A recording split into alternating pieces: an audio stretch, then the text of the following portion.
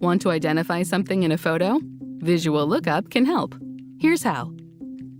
To start, tap a photo in a supported app like Photos or Messages. When your iPhone recognizes something in a photo like a plant, animal, or landmark, the Info button at the bottom of the screen will have a sparkle. Tap it, and then tap Look Up. A menu will appear, and you can swipe up to show information and similar photos from the web that are related to your photo subject. You can tap these results to learn more. Tap the Close button on the right, which looks like an X, to close the results. And then tap your photo to view it again. And that's how you can share your knowledge with friends and learn more about what's around you with Visual Lookup.